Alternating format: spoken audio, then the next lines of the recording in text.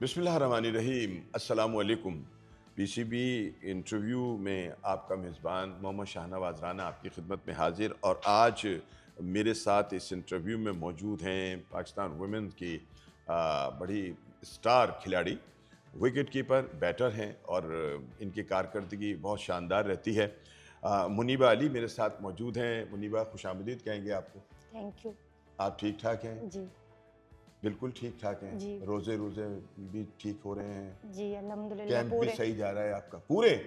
अरे वाह भाई वाह, ये तो ज़बरदस्त बात। आपको ना इसमें इंटरनेशनल क्रिकेट में जो है वो तकरीबन 10 साल का अर्सा हो गया, ठीक है ना?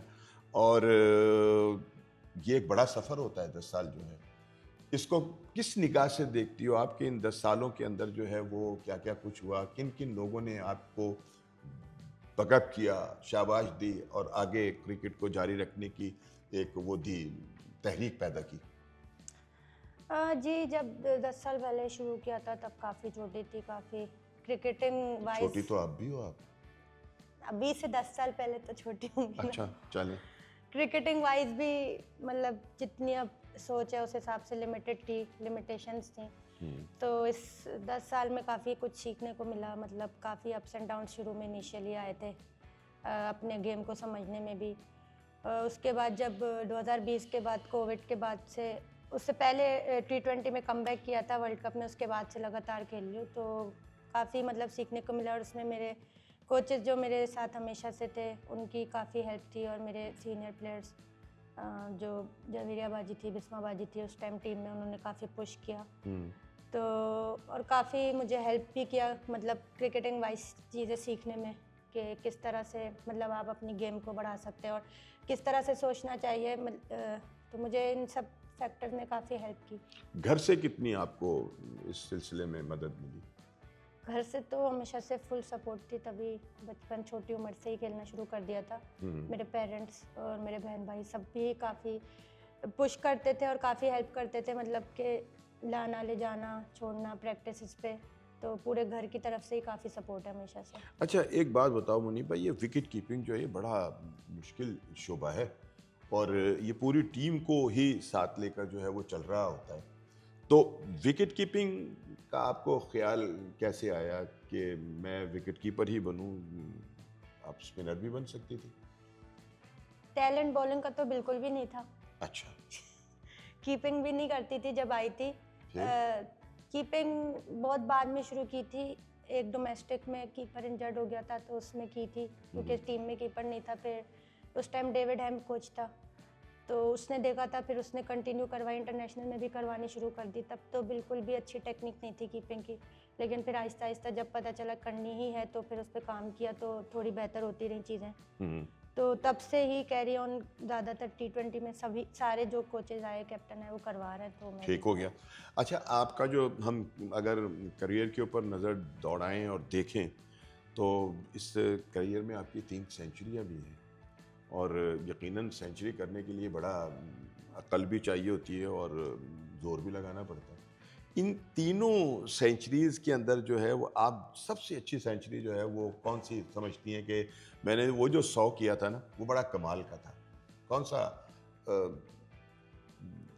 सेंचुरी कहूँगा कि वो मुझे कौन-सी अच्छी? तीनों ही पसंद हैं। वनडे वाला भी पसंद है क्योंकि इसमें काफ़ी लंबी पार्टनरशिप लगी थी और मेरी और सिद्राबाजी की। हुँ, हुँ। और वो वनडे में मैंने फर्स्ट टाइम बनाई थी इंटरनेशनल में, उसके बाद मैंने T20 में बनाई थी, तो वो मेरी ऑब्वियसली फर्स्ट टाइम बनाओ तो वो यादगार होती है।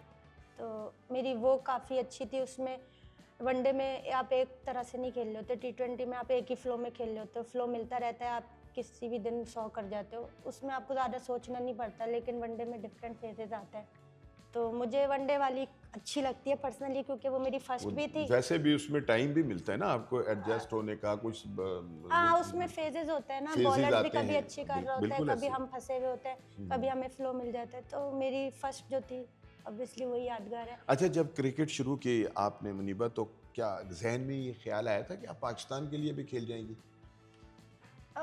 ख्याल जब शुरू करते इसी उससे करते हैं कि खेलना है पाकिस्तान के लिए, तो सोचा नहीं था खेल जाऊंगी। लेकिन जब मैं अंडर 19 ही खेलती थी कराची रीजन की तरफ से, तब जो सीनियर थे जो पाकिस्तान प्लेयर्स थे उस टाइम कराची के में, वो बताते थे कि इतना टैलेंट है कि खेल सकते हैं, तो तब रियलाइज़ करना शुरू किया था। और मैं जब 17 साल की थी तभी फर्स्ट टाइम कैंप में भी आ गई थी और 19 ईयर्स में डेब्यू हो गया था। तो इतना सोचना नहीं पड़ा कि खेल जाऊंगी, आइडिया था कि हाँ इतना है। अच्छा, फेम ने आपको क्या दिया और आपसे कुछ लिया तो नहीं फेम ने? फेम इतना लड़कियों में, आपको पता है लड़कों जितना नहीं मिलता, लेकिन मिलता है, उसमें हम बहुत ग्रेटफुल पहचान हैं। जाते हैं लोग। हाँ, आप काफ़ी पहचानते हैं क्योंकि अब सारे ही मैचेस लाइव आते हैं। तो पिछले 3-4 सालों में काफ़ी चेंज ये है।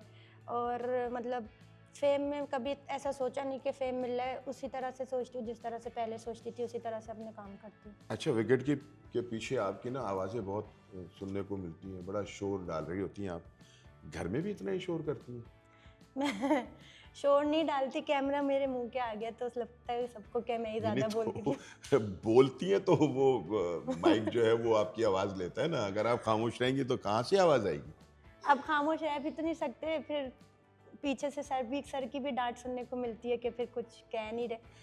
तो मैं इतना बोलती नहीं, मैं सिर्फ तब बोलती हूँ कि थोड़ी सी फील्ड एडजस्टमेंट जब करनी हो या टीम को उठाना हो, क्योंकि ऑब्वियसली ये हमारी एक जो कीपर होता है उसके साथ साथ ये काम भी होता है। ये ड्यूटी भी होती जी, है कि वो ज़रा। तो मैं सिर्फ वही काम करती हूँ, तो शोर तो नहीं डालती। चलें जी, अच्छी बात है। अच्छा, लाहौर में अब कैंप जो है वो लगा हुआ है, कैसा लग रहा है कैंप के अंदर, और कैंप से आपको क्या फ़वाइद जो है वो हासिल हो रहे हैं?